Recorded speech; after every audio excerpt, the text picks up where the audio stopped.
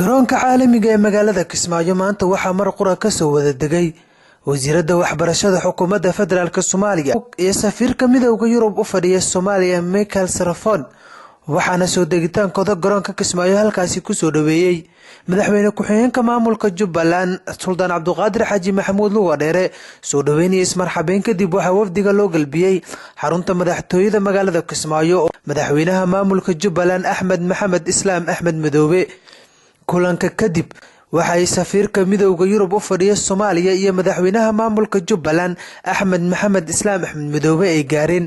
xarun cusub oo laga hirgelin doono iskuulka ugu weyn magaalada Kismaayo xarunta gobolka Jubbada Hoose ka ay hirgelinayso midowga Yurub waxaana iskuulkaasi dhagax dhigay madaxweynaha maamulka Jubbaland Axmed Maxamed Islaam Axmed Madoobe iyo wasiirada waxbarashada dowladda federaalka Soomaaliya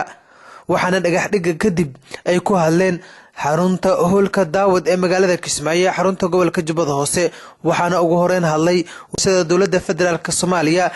Marwa Qamar waxayna tiri wasiirka federaalka qorsheynta iyo iskaashiga caalamiga safiirka midowga Yurub wasiirka maamul goboleedka arrimaha bulshada oo Jubbaland wasiirka xogeenada xildhibaanada wasiirada kale wasiirka haweenka bahda waxbarashada bahda saxaafada bahda arrimaha bulshada waa idin salaamaya assalaamu calaykum warahmatullahi wabarakaatuh munaasabadan meeshaan aan joogno madaxweyne iyo martida sharafta leh waad wada ogtihiin inaan soo dhagax dhignay iskoolkii oo midowga Yurub ay noogu deeqeen lacagtiisa oo ah hoose dhexe oo noqon doono iskool oo ah model ama iskool inuu tusmo iyo tusaale u noqdo iskoolka iskoolaadna ka jiro waddanka oo dhan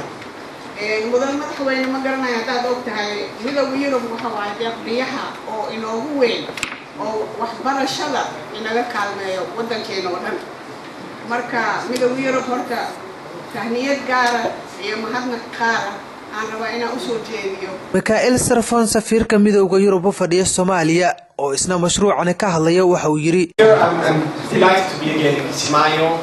with our strategic partners President Sheikh Madoobe, Vice President Gambaluga, as I call him.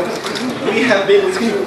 all the way through. We've been with you before the Juba, before the Addis Agreement. We've been with you after the Addis Agreement, and I just want to underscore you are our strategic partners, and we will continue supporting you fully. In fact, for the EU, what Jubaland has been doing is very much the beginning of a model for a federal Somalia. It all starts here.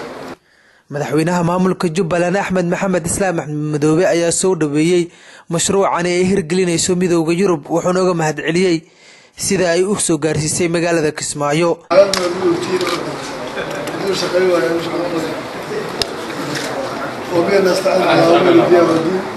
وصلى الله وسلم على سيدنا محمد وعلى آله وصحبه وسلم أجمعين.